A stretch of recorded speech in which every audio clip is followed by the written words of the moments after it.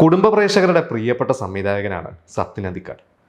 സത്യൻ അന്തിക്കാട് സിനിമയിലെ നായകന്മാരെന്ന് പറയുമ്പോൾ നമ്മുടെ മനസ്സിലേക്ക് പെട്ടെന്ന് വരുന്നത് മോഹൻലാലും ജയറാമും ശ്രീനിവാസനും ഒക്കെയാണ്. എന്നാൽ ഇവർക്കൊക്കെ മുമ്പ്, അതായത് തൻ്റെ കരിയറിൻ്റെ തുടക്കകാലത്തെ സിനിമകളിൽ സത്യൻ അന്തിക്കാട് നായകനാക്കിയത് സുകുമാരനെയായിരുന്നു. എൻ്റെ ജീവിതത്തിൽ എൻ്റെ പേഴ്സണാലിറ്റിയുടെ അടിത്തറ ഫോം ചെയ്തിരിക്കുന്ന എല്ലാ സ്ട്രോങ് ട്രേറ്റ്സും സുകുമാരൻ എന്ന വ്യക്തിയിൽ നിന്ന് വന്നതാണ്. ഈ കഴിഞ്ഞ ജൂൺ 16 സുകുമാരൻ്റെ ഓർമ്മദിനം. സുകുമാരൻ എന്ന് പറയുമ്പോൾ കൂടുതലും ഒരു ആംഗ്രി യങ് മാൻ ഇമേജാണ് നമുക്കൊക്കെ ഉള്ളത്. ഇപ്പോൾ സുകുമാരൻ്റെ സിനിമകളെക്കുറിച്ച് ചോദിച്ചു കഴിഞ്ഞാൽ ഭൂരിഭാഗം പേർക്കും പറയുന്ന സിനിമകൾ ഒരുപക്ഷെ ഇപ്പോൾ പുതിയ തലമുറയാണെങ്കിൽ അവർ കൂടുതൽ കണ്ടിട്ടുള്ളത് ഓഗസ്റ്റ് 1 അല്ലെങ്കിൽ CB ഡയറി കുറിപ്പ്, ഇങ്ങനത്തെ സിനിമകളാണ് കൂടുതലും ഇന്നത്തെ ജനറേഷൻ കണ്ടിട്ടുള്ളത്. പക്ഷേ സുകുമാരനിലെ ഒരു കൊമേഡിയൻ ഒരു ഹാസ്യവേഷം കൈകാര്യം ചെയ്യാനുള്ള ഒരു കഴിവ്, ഇതൊരു അപാരം തന്നെയാണ്. കാരണം എനിക്ക് തോന്നുന്നു അപ്പോൾ പൃഥ്വിരാജും ഇന്ദ്രജിത്തൊക്കെ ഒരുപാട് കോമഡി റോൾസ് ചെയ്തിട്ടുണ്ട്, നമുക്കൊക്കെ ഇഷ്ടമാണ്. പക്ഷേ ഇവർക്കൊക്കെ മേളെയാണ് സുകുമാരൻ്റെ ആ ഒരു ടാലൻ്റ് എന്ന് പറയുന്നത്. അത് ഈ കോമഡി വേഷങ്ങളിൽ.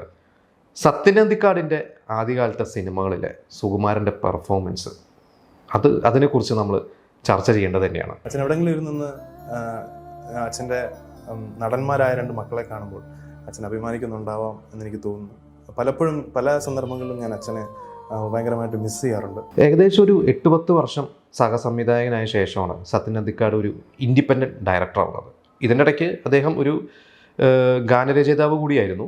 അങ്ങനെ ഏകദേശം ഒരു 1981 സത്യൻ അന്തിക്കാട് ആദ്യമായിട്ടൊരു സിനിമ പ്ലാൻ ചെയ്യുന്നത്. അത് നെടുമുടി വേണുവിനെയും കമലഹാസനെയും വെച്ചൊക്കെയായിരുന്നു സിനിമ പ്ലാൻ ചെയ്തത്. പക്ഷേ ആ സിനിമ സംഭവിച്ചില്ല.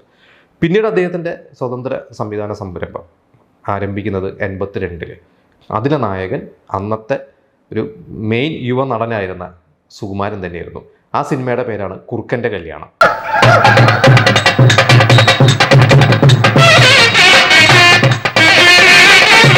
കുറുക്കൻ്റെ കല്യാണത്തിലെ സുകുമാരൻ്റെ കഥാപാത്രത്തിൻ്റെ പേര് ശിവസുബ്രഹ്മണ്യം എന്നാണ്.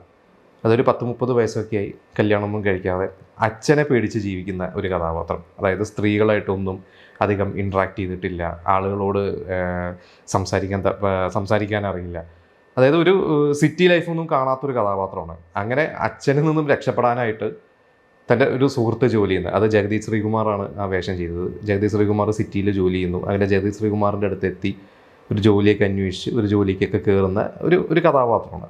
അതായത് സുകുമാരനെ അതുവരെയൊക്കെ നമ്മൾ കണ്ടിട്ടുള്ളത് കൂടുതലും, ഇപ്പോൾ ഞാനൊക്കെ കണ്ടിരിക്കുന്ന ആ സമയത്ത് 80കളുടെ സിനിമ എന്ന് പറഞ്ഞു കഴിഞ്ഞാൽ സുകുമാരൻ വളരെ സീരിയസ് ആയിട്ടുള്ള, അല്ലെങ്കിൽ ഒരു ആക്ഷൻ റോള്, ഒരു ഇമോഷണൽ ഫാമിലി, ഇങ്ങനത്തെ റോളുകളാണ്. പക്ഷേ ഇത് വളരെ ഒരു കോമഡി എന്ന് പറഞ്ഞാൽ സുകുമാരൻ ഇതിലൊരു കോമഡി ചെയ്യുന്നതല്ല, പക്ഷെ നമുക്ക് കാണുമ്പോൾ അത് വളരെ കോമഡി ആയിട്ട് തോന്നുന്ന തരത്തിലുള്ള വളരെ സട്ടിലായിട്ടുള്ള പെർഫോമൻസാണ് സുകുമാരൻ ചെയ്തിരിക്കുന്നത്. സത്യൻ അന്തിക്കാടിൻ്റെ ആദ്യത്തെ സിനിമയായിരുന്നു, അത് വളരെ സൂപ്പർ ഹിറ്റായിരുന്നു. അപ്പോൾ ഈ ഒരു സിനിമയിൽ നായികയായിട്ട് വന്നത് മാധവിയാണ്. അപ്പോൾ ഇതിൽ മാധവിയുടെ ഒരു ക്യാരക്ടറിനെ വളരെ മോഡേൺ ആയിട്ടുള്ള ക്യാരക്ടറാണ്. അപ്പോൾ മാധവിനായിട്ട് ഇവനൊരു 10-12 വയസ്സ് ഏജ് ഡിഫറൻസ് ഉണ്ട് ഇതിലെ നായികനും നായികയും തമ്മിൽ. അപ്പോൾ നായികനെ ഒരു വളച്ചെടുക്കാനുള്ള സുകുമാരൻ്റെ ചില നമ്പറുകളും അല്ലെങ്കിൽ ജഗദീഷ് ശ്രീകുമാറിൻ്റെ ഉപദേശവും അങ്ങനത്തെ പോകുന്ന ഒരു നിഷ്കളങ്കനായ ഒരു നായകനാണ് സുകുമാരൻ. വളരെ ഡിഫറൻ്റ് ആയിട്ടുള്ള സുകുമാരൻ്റെ റോളായിരുന്നു ഇത്. സത്യൻ അന്തിക്കാടിൻ്റെ കരിയറിൽ വലിയൊരു ബ്രേക്കായി, സുകുമാരനും വലിയ ബ്രേക്കായ ഒരു സിനിമ തന്നെയായിരുന്നു. ഈ സിനിമയിൽ ലാലേട്ടൻ അഭിനയിച്ചിട്ടുണ്ട്. ലാലേട്ടൻ എനിക്കൊണ്ട് ചെറിയൊരു ഗസ്റ്റ് റോളാണ് അതിൽ ചെയ്തിട്ടുള്ളത്. അത് ഡയലോഗൊന്നുമില്ല ലാലേട്ടൻ, ഒരു പാട്ട് സീനിലും പിന്നെ ഒരു സീനിലും മാത്രമേ ഉള്ളൂ. അപ്പോൾ അതായത് സത്യൻ അന്തിക്കാടിൻ്റെ ആദ്യത്തെ സിനിമയിൽ ചെറിയൊരു വേഷം അന്ന് ലാലേട്ടൻ ചെയ്തിട്ടുണ്ട്. പിന്നീട് ആ ഒരു കോംബോ ഒരു ഹിറ്റ് കോംബോയി മാറി.